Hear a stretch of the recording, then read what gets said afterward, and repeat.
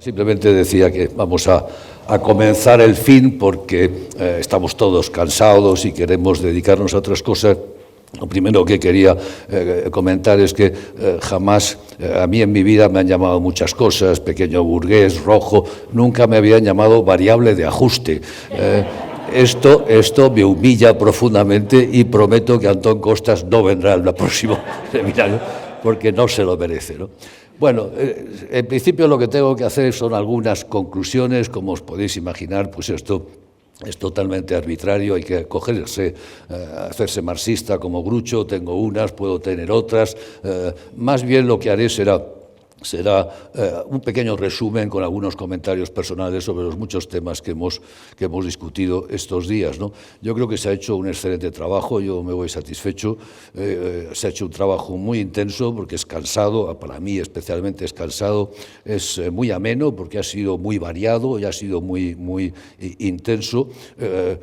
Recordaba el otro día Javier Gomá, simposia es una palabra, esto ha sido un simposia, una palabra griega que es orgía. Esto ha sido una pequeña orgía intelectual, por supuesto, no de las otras, pero es una orgía. Hemos hablado básicamente de tres temas y recuerdo palabras que han salido. Trabajo ha salido muchas veces, tecnologías, por supuesto, automóvil, empresa, emprendedor, sostenibilidad, ODS, stakeholder, dignidad, robots, de los algoritmos a los populismos y más D más I. Yo creo que al final básicamente hemos estado hablando, por una parte, algo del mundo, un par de sesiones, India y Estados Unidos, de España, de los populismos, de la democracia, también un par de sesiones, y luego bastantes que comentaré al final acerca de un bloque que podríamos llamar de empresa, emprendedor, tecnologías, futuro. Ese ha sido un gran bloque, ¿no? Comenzaré con lo primero, digamos, de lo general a lo particular. Empezaré con el tema del mundo. Hemos tenido dos sesiones, una sobre India, otra sobre Estados Unidos. Yo creo que ha sido un acierto el mantener estas dos cuestiones. Son las dos grandes democracias del mundo, las mayores, que a su vez se caracterizan porque una es el modelo y el ejemplo para todos los demás, que es Estados Unidos, y la otra, por así decir, es el contramodelo o la excepción. India es siempre la excepción a todas las teorías de la democracia. Siempre se dice que no puede haber democracia por debajo, yo qué sé, de los 10.000 o 15.000 dólares de renta per cápita. Pues ahí tienes la India. Que no puede haber democracia si no tienes un demos homogéneo. Bueno, la India es el prodigio de diversidad, de variedad, de religiones y de lenguas, y es una democracia. Que no puede haber democracia si hay grandes desigualdades sociales establecidas, pues es una sociedad de castas. ¿Cómo es posible que la India sea una democracia? La verdad es que lo es, ¿no? Y es oportuno. Veía hace pocos días, no he tenido tiempo de leerlo con detenimiento, los últimos datos de Freedom House. Se ha citado ahora, como sabéis, Freedom House es un think tank americano que todos los años hace una especie de barómetro de la democracia en el mundo, del estado de la democracia en el mundo. El último informe ha salido pues, justo el día de comenzar estas sesiones.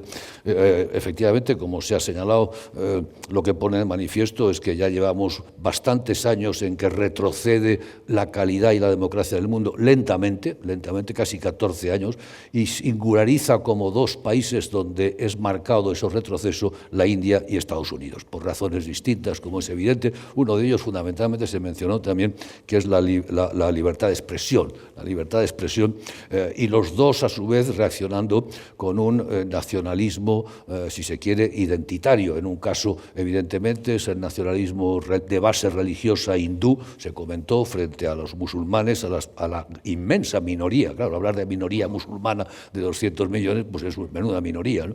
Y en el caso de los Estados Unidos, ese reverdecer de la identidad anglo frente, fundamentalmente en este momento, frente a los hispanos, que es el elemento, ¿no? Los otros son los hispanos, de modo que dos caminos de ser iliberales. El futuro es que Modi va a profundizar en lo que está haciendo. No es posible, no es previsible que vaya a cambiar de política.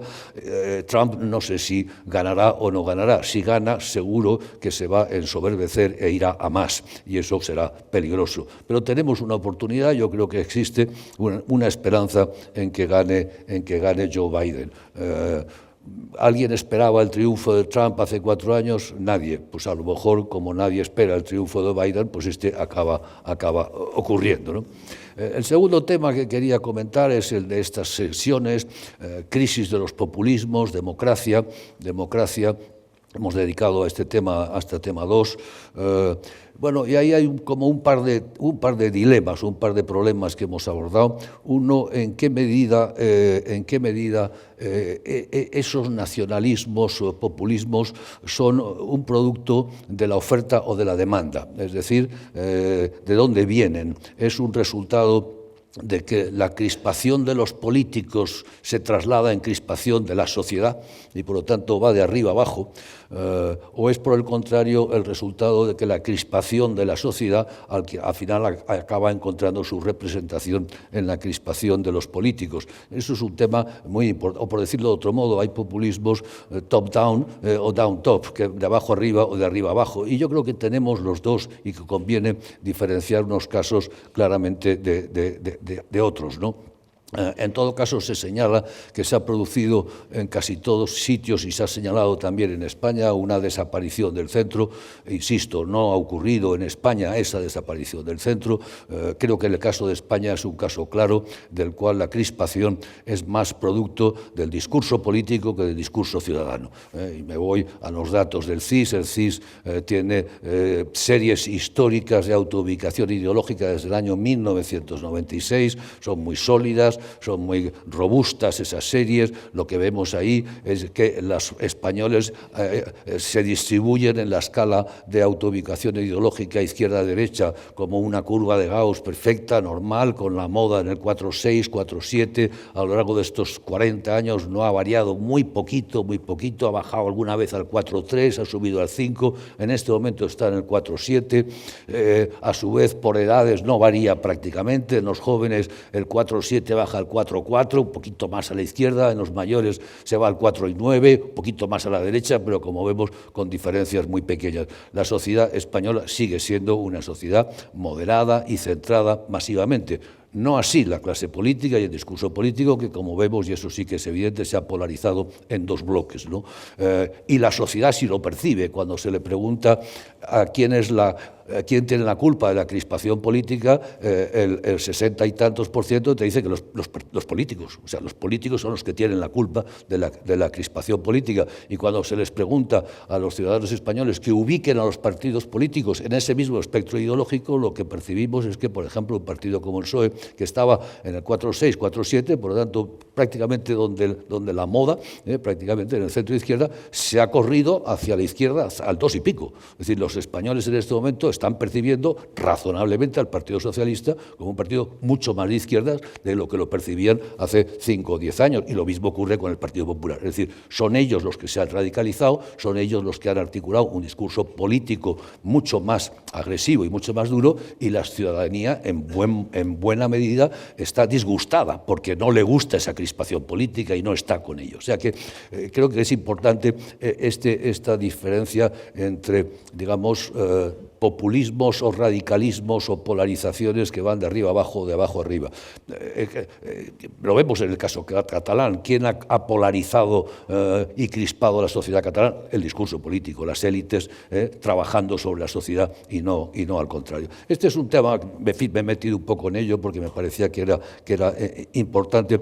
El otro tema, evidentemente, mucho más teórico, es en qué medida esos nacionalismos son el resultado de una explicación económica. A mí me gusta decir que es neomarxista, porque al final todos somos marxistas sin darnos cuenta y acabamos haciendo análisis en términos de infraestructura, de desempleo, de precariado, etcétera, etcétera, que son explicaciones marxistas del comportamiento y del comportamiento colectivo, y la otra es la explicación cultural. Yo creo que evidentemente las dos variables, la variable crisis económica, desempleo, precariado, desigualdad, es muy importante, pero creo que tendemos a menospreciar las variables culturales e ideológicas, tendemos a menospreciar la fuerza de las ideologías, de la xenofobia, del racismo, la fuerza de la libertad, que también es un elemento muy motivador en lo que es la historia, ¿no? Y creo que en este caso, en muchos países, también en el caso de España, nos hemos pasado, por así decirlo, en el tránsito desde una una ética y una moralidad y una cultura moral tradicional, conservadora, clásica, casi tridentina, a una posmaterialista, posmoderna, tolerante y muy liberal. Y hemos hecho muy rápido. Y cuando haces esos tránsitos muy rápidos, lo que te encuentras es que dejas a mucha gente descolgada. Es decir, los sectores mayores y los sectores rurales no siguen ese tránsito, continúan en sus creencias tradicionales y se abren fisuras intergeneracionales e intersociales muy grandes, especialmente cuando los cambios son muy rápidos, como en el caso de España, que hemos pasado en muy pocos años de la retaguardia a la vanguardia. Nos pasamos la vida diciendo, somos pioneros en el matrimonio homosexual, en la protección, somos pioneros en todas esas cosas. Eso, las cosas se pagan, eso tiene su precio. ¿Cuál es el precio? Tensiones contraculturales, hay una reacción contracultural, por así decirlo, que se manifiesta en la reacción frente a lo políticamente correcto. Trump es el representante magnífico de todo esto. Trump ha hecho de lo políticamente incorrecto su bandera. Es decir, así, pues mire usted, esto es mi bandera, lo políticamente correcto. De modo que las variables culturales creo que son muy importantes. Y solamente un comentario, con eso paso a otro tema. En todo caso, cuando hablamos del futuro, el futuro de la política en los países democráticos pasa por las elecciones. No nos engañemos, todo pasa por las elecciones. Queremos que cambien las cosas. Votemos y cambiemos a los gobiernos. Cada 4 años hay elecciones. Bueno, siempre me gusta, una de las características de Estados Unidos es que es una de las pocas leyes sociales que yo creo que existe. Siempre se habla de la ley de la oferta y la demanda. Yo solo conozco una ley social que se lleva cumpliendo siempre, es que cada 4 años hay elecciones en Estados Unidos. Esta se cumple siempre. Cada 4 años habrá elecciones en Estados Unidos. Y en España, por fortuna, también seguimos la misma pauta. Cada 4 años hay elecciones. Y eso es una oportunidad para cambiar los gobiernos, para cambiar los partidos políticos, y ese es el modo como podremos cambiar el futuro, porque depende de nosotros. Y paso a otro mundo, porque cuando saltamos de este mundo de la política, que es bastante, digamos, malestar, incomodidad, tensiones, problemas, no estamos cómodos, y nos movemos al mundo de la empresa, el emprendedor, las nuevas tecnologías y el futuro, es como si cambiamos el chip. Decía, me parece que era Marian quien decía, no sabemos hablar de progreso, no sabemos hablar de futuro, no tenemos una narrativa. Aquí ha salido claramente, es evidente, ha salido en la entrevista con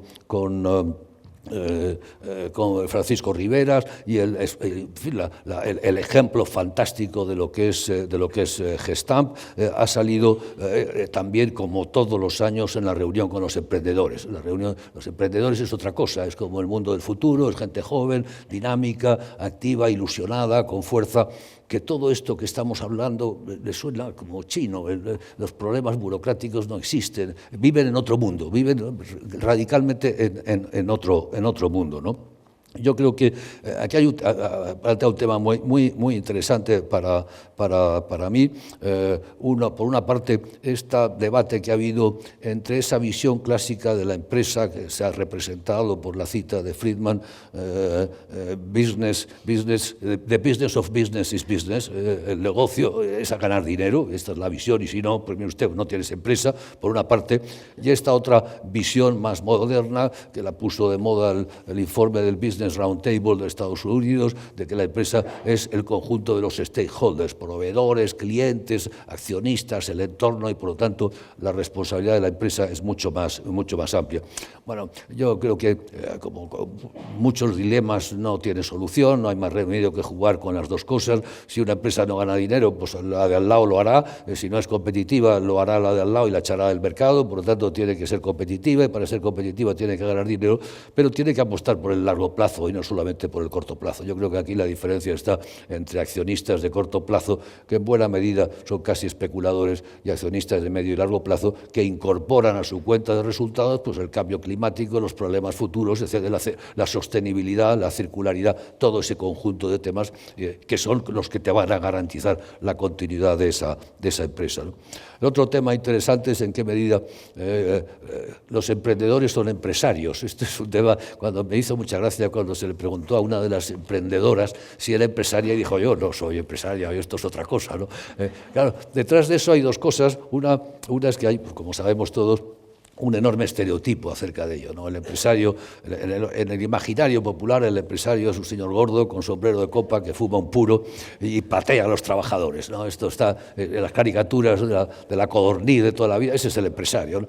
Y el emprendedor es un chico, una chica joven, dinámico, alegre, tal, que está por la vida, que es un poco ingenuo, un poco naif, pero es otro estereotipo. Bueno, al final, como se pudo comprobar aquí, cuando un emprendedor tiene éxito, acaba siendo un empresario. Riveras es un emprendedor que ha acabado teniendo éxito y es un empresario, ¿no? Pero sí es verdad que hay diferencias relevantes, quería marcar algunas que se me han ocurrido. Una de ellas, evidentemente, es que el emprendedor nato es una especie de empresario en serie. No se satisface con una empresa, ¿no? De hecho, no suelen ser CEOs. Montan una empresa, se la pasan a un ejecutivo y montan otra y montan otra. El emprendedor es más bien un empresario serio. Segundo, los emprendedores nuevos están casi todos ellos vinculados con Internet y con la web. Su mercado es el mundo. Esto es otra cosa, es decir, el Internet ha empoderado, como utilizar este término que es horrible, pero bueno, se utiliza siempre, ha empoderado a la gente joven para poder tener un mercado global y un mercado mundial como target. Y en tercer lugar, quizás el sector emprendedor startupero es un sector no regulado. Eso es una gran virtud, ¿no? Viven fuera de los marcos administrativos, burocráticos. Para ellos eso no es un límite, viven en otro orden. En cierto modo podríamos, utilizando aquella metáfora de Pareto, de Wilfredo Pareto, hablaba de los leones y los zorros. Unos son los leones asentados sobre empresas ya grandes y los dos son los zorros que van por la vida buscando oportunidades, ligereza y pesadez, ¿no? Y hubo un debate muy interesante también sobre las plataformas y los trabajadores de las plataformas son asalariados, son trabajadores, son autónomos, qué es lo que son, y al final pues Luz, la profesora titular brillantísima, nos dijo, pensemos out of the box, olvidémonos de estas etiquetas, olvidémonos de nuevo de las categorías, vayamos a la realidad, pensemos en los derechos, en los deberes, en las obligaciones y dejémonos de empecinarnos en que el mundo se tiene que ajustar a las categorías con las que venimos trabajando. Pues no se ajusta, es otra cosa y tenemos que pensarlo de nuevo, ¿no? El último tema sobre el que hemos hablado, me quedan algunos minutos, no sé cuántos, es el tema de las tecnologías y yo quería insistir sobre ello, ¿no? La tecnología, lo señalé al principio, es el vector de futuro. El mundo, quizás mejor la tecnociencia, yo prefiero hablar de la tecnociencia, que es esta vinculación entre tecnología y ciencia, porque efectivamente no se pudo separar, alguien lo dijo aquí, que no se puede separar lo uno del otro, y ha sido pues siempre el vector de la historia de la humanidad. Me gusta a mis alumnos, me gusta siempre recordarlos, seguro que todos habéis visto la película 2001, Una odisea del espacio, esa escena inicial maravillosa en la que unos primates, unos prehomínidos están ahí, no sé qué, se encuentran a otros y uno de ellos encuentra una quijada en el suelo, una quijada de un animal muerto, una quijada, y la coge y golpea y descubre que tiene una palanca, tiene un instrumento, y empieza a golpear y se lanza contra los otros y la quijada sale volando en el aire dando vueltas y lo que aparece finalmente es HAL, la singularidad, el ordenador del futuro. Es una metáfora muy bonita que es la tecnología como motor de la historia de la humanidad, desde el primer instrumento, que es esa quijada, hasta el último instrumento que ya nos lleva más allá, al otro mundo, al mundo de la singularidad. Bueno, yo creo que eso es así. Por cierto, esto sí es marxista, esta visión de Kubrick es claramente marxista, es el hombre como tool making animal, como un animal fabricante de instrumentos, pero en fin, dejo eso para la clase y no lo voy a contar a él. Pero en fin, parece que es un tema muy importante, ¿no? Importante. Pero quería hacer algunos comentarios, un par de comentarios, y con esto prometo que termino, sobre la tecnociencia, porque evidentemente es el motor, sigue siendo el motor. Desde que la ciencia pasó, lo dijo Daniel Bell, la ciencia pasó de los márgenes al centro del sistema social. La ciencia la producían gentlemen relativamente exóticos en universidades o en departamentos, ahí no estaban en el centro del sistema social. Con la gran ciencia, con el complejo militar industrial, la ciencia está en el centro del sistema social. Hoy la ciencia se produce, la tecnociencia se produce industrialmente. Y por tanto, cuando examinamos el ritmo de producción de tecnociencia, es una exponencial. Ha saltado ya no es como un cohete lanzado, ¿no? ¿Qué consecuencias tiene eso? Pues tiene consecuencias muy importantes. Vivimos en sociedades que no están asentadas en el orden, en la estabilidad, sino en el cambio constante. La tecnociencia nos cambia, está cambiando nuestros modos de vida de un modo constante.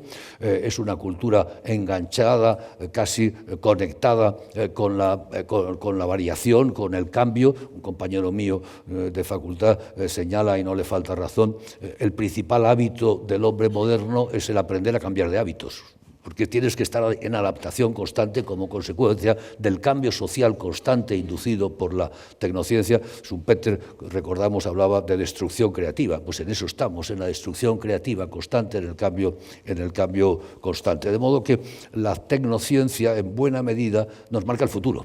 Si vamos al MIT, al Media Lab, el laboratorio de medios del MIT, que es uno de los centros de investigación punteros del mundo, ahí hay una frase que dice: aquí inventamos el futuro.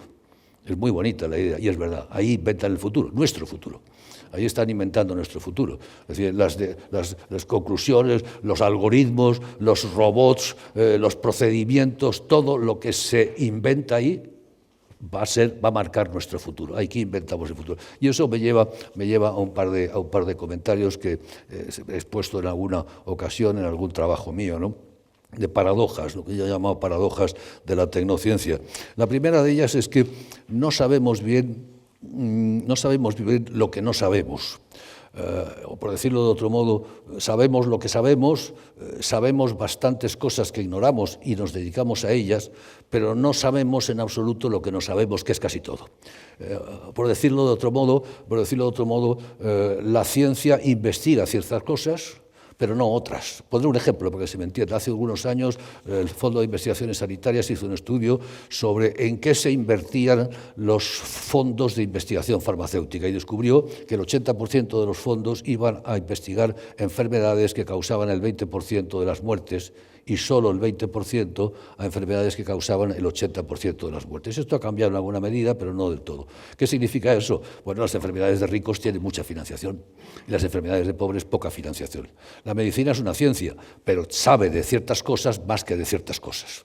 Por lo tanto, podemos decir, ¿la medicina es una medicina capitalista, es una medicina de ricos? Pues sí, en alguna medida sí. Igual podríamos decir, la medicina durante años se despreocupó sistemáticamente de los males de las mujeres. Por ejemplo, las cefaleas femeninas. Cefaleas femeninas no se estudiaban, ya se sabe, las mujeres les duele la cabeza. ¿Por qué le vamos a hacer? Bueno, ahora se han dedicado a estudiar. Es decir, durante muchos años la medicina era machista. No es que no fuera ciencia, claro que lo era, pero se ocupaba de ciertas cosas y no de otras. Por lo tanto, ¿de qué es lo que investigamos y lo que no investigamos? O por decirlo de otro modo, ¿cuáles son las prioridades de la investigación científica? ¿A qué dedicamos los recursos? Lo preguntaba, ¿a qué dedicamos los recursos de investigación? Porque podíamos ignorar lo que sabemos y saber lo que ignoramos. Y esto es algo que no se nos pasa por la cabeza casi nunca, pero es fundamental. Podríamos saber lo que ignoramos e ignorar lo que sabemos. Por lo tanto, la ciencia es neutra. Sí, ciencia es neutra, pero no es tan neutra porque nos informa y nos proporciona conocimiento sobre ciertas cosas, pero no sobre otras cosas. De modo que lo primero es, como digo, no sabemos lo que no sabemos, no sabemos lo que no sabemos, pero podríamos saberlo, ¿no? La segunda paradoja que quería mencionar es que no sabemos qué hacer con lo que sabemos. Esta es la segunda. Habría más paradojas, pero voy a contar dos nada más. No sabemos qué hacer con lo que sabemos. Y me van a permitir que comience un poco plan erudito, quizás un poquito snob, con una cita de un poeta clásico angloamericano, T.S. Eliot, un poema de rock, en el que hace una visión, tiene una visión, en el sentido que decía también Javier, una visión que luego ha sido objeto de mucho comentario. Decía, en un párrafo, decía: ¿qué fue del conocimiento con tanta información? ¿Qué ha sido de la sabiduría con tanto conocimiento? Bueno, los poetas tienen esta visión y esta es una frase que a mí me ha hecho meditar mucho. Lo que estaba en el fondo, ahora lo interpreto evidentemente, estaba hablándonos de tres tipos de conocimiento: información, conocimiento propiamente dicho y sabiduría, que hablan de tres cosas distintas. La información nos dice qué es lo que hay. Pues hay tanta gente aquí, hay tantos enfermos de coronavirus, esta sala mide tantos metros. La información nos dice lo que hay. El conocimiento nos dice qué podemos hacer. Puedo construir un puente, puedo curar una enfermedad o no curarla, puedo ir a la Luna o a Marte o no. Conocimiento me dice qué es lo que puedo hacer y la sabiduría me enseña a vivir. Me dice qué debo hacer, me enseña lo que es la buena vida. Estos son las tres. ¿Y qué es lo que ocurre? Bueno, pues como sabemos, el grado de información del que disponemos crece exponencialmente, es brutal. Si utilizamos un indicador como puede ser el volumen de páginas web, creo que se dobla cada 2 o 3 meses, es canceroso. Y todo eso es información, por tanto el grado de información, por eso la información no vale nada, como sabemos en este momento el valor de la información ha caído, el bit de información ha caído dramáticamente. El conocimiento, si lo identificamos con la ciencia, tiene un crecimiento muy grande también. Hay bastantes estimaciones. Se estima que el stock de conocimientos científicos de que disponemos se dobla cada 10 o 15 años. O sea, cada 10 o 15 años tenemos el doble. Y se toma en consecuencia que más del 90% del stock de conocimientos de que disponemos ahora se ha elaborado en los últimos 20 años. Con esto quiero decir que, de nuevo, la ciencia crece también en progresión geométrica o exponencial, de modo muy rápido. Y sin embargo, cuando nos vamos a la sabiduría, el porcentaje, el volumen de sabiduría de que disponemos es prácticamente plano. Y la prueba es que, bueno, nadie que quiera saber química se lee la química de Lavoisier y nadie que quiera saber de óptica se lee la óptica de Newton, han quedado anticuadas, son viejas, pero si quieres saber de ética te sirve exactamente igual la ética a Nicómaco o leer a Jesús de Nazaret o a Confucio o a Montaigne o a cualquier ético actual. Lo mismo. ¿Qué quiere eso decir? Que no hemos mejorado. Seguimos teniendo la misma sabiduría que teníamos hace 2000 o 3000 años. ¿Y por qué es esto importante? Hombre, porque la ciencia es, como decía, la ciencia no es sino el conjunto de instrumentos, es una panoplia de instrumentos que podemos utilizar o no utilizar en función de cómo nos venga bien. Y si no tenemos sabiduría, no sabemos cómo utilizarlo. Pondré un ejemplo para que se me entienda, la oveja Dolly. Hace ya mucho tiempo que se clonó una oveja y por lo tanto sabemos desde entonces que podemos clonar seres humanos. ¿Lo hacemos? ¿Cuándo? ¿En qué condiciones? ¿Bajo qué controles? Ponernos de acuerdo sobre cómo clonamos o no clonamos a los seres humanos es un tema endemoniado. Requiere muchísima discusión, requiere consensos morales, no un grupo de expertos en ética que nos diga, no, es que esto no es eso, es que es toda la sociedad la que tiene que hacer suya. ¿Qué uso le vamos a dar a esa tecnología? ¿Qué uso le vamos a dar hoy a la tecnología de la mejora genética de la especie? Que ya la tenemos encima de la mesa, que ya en China han empezado a hacer experimentos. No sabemos bien cómo utilizar eso. Es decir, que el problema que tenemos es que no sabemos bien cómo usar los muchos instrumentos de que disponemos. La cantidad, el instrumental tecnocientífico del que disponemos crece rapidísimamente.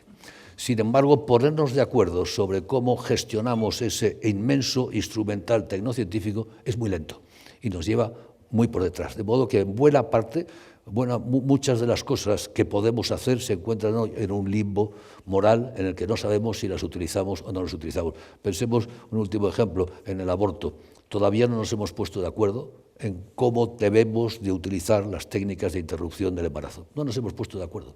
Pensemos en lo que nos va a llevar ponernos de acuerdo en el uso correcto de muchas de las tecnologías. De modo que, repito, no sabemos bien cómo usar muchas de las cosas de que disponemos, cómo usamos los algoritmos, cómo usamos el reconocimiento facial, cómo usamos cantidad de instrumentos. Bien, podría seguir comentando el mapa, un resumen de algo y con comentarios añadidos, pues se puede extender tanto como uno quiera, pero ya me han avisado de los 5 minutos, creo que ya me he pasado de los 5 minutos. Lo único que quería era daros a todos las gracias, otro año más, y seguro que ahora Margarita os va a invitar a regresar el año próximo. Muchísimas gracias.